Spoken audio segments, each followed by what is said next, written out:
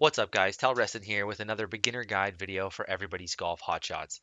In this video, I want to go over the gear and explain the optimal club and ball setup. With the World Tournament now unlocked, you are going to be competing against essentially the entire player base, so it's very important that you're going to be heading into these tournaments with a maxed out character, full loyalty, and of course the optimal gear configuration. Now, as with every hotshots, there's a lot of clubs and there's a lot of options and it can be almost overwhelming. There's so many things to choose from, but really all of that is an illusion.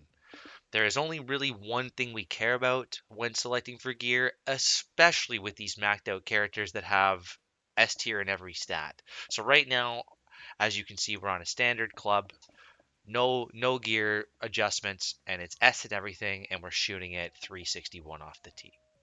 The only thing we care about when choosing our club and our ball is how much further we can hit it. If our control takes a hit and goes down to A, or our impact goes down, or whatever, so be it. The most important thing, especially if you're competing against a large number of players, like in the World Tournament, for example, you are going to need to absolutely hit it as far as humanly possible. And so that's really the only thing that matters. And so we're looking to hit it as far as we can without any insane drawbacks. So essentially there's only one option. Essentially there is a best setup. Okay, and you can see I'm kind of going through. There's like all these clubs. They do so much. Oh, skilled with utility clubs, perfect impact boost, third that lowers your distance. So like, don't get baited into any of this. This is all terrible. The best setup in the game is the Dark Magnum Club. Okay, and it's not even close. The Dark Magnum Club gives you 379, and your bonus is you power up even further at night. Okay, so when I go Dark Magnum Club and I go Dark Magnum Ball,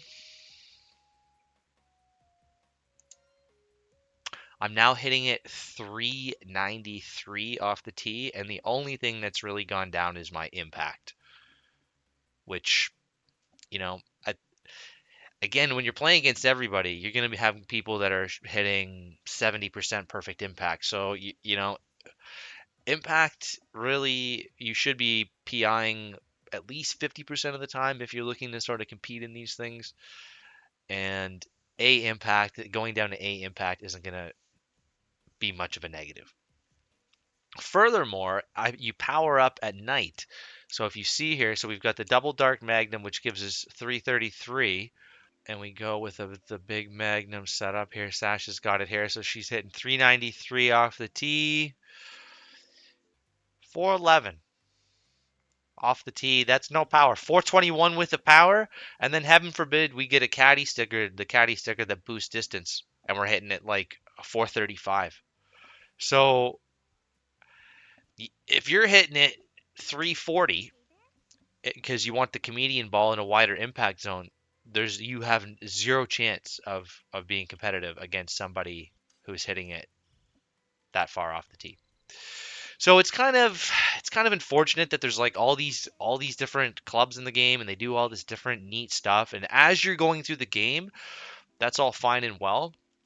But at the end of the day, you need to go through and unlock the 3-star Dark Magnum clubs. And unfortunately, that takes a very long time. The way you do that is for the club.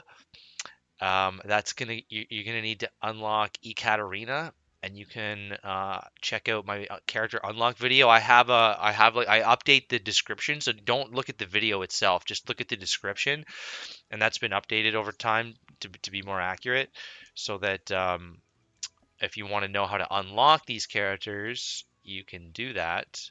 So Ekaterina third mission gets you the Dark Magnum Club, third star. And obviously with the gear, as you're going through the game, if you only are able to use a first star, then you're gonna just use the first star or whatever. But um, we're talking sort of after you've gone through and unlocked everything, what's available. And the ball, the ball is unlocked in the challenge mode, I believe. Yeah, the secret three challenge mode.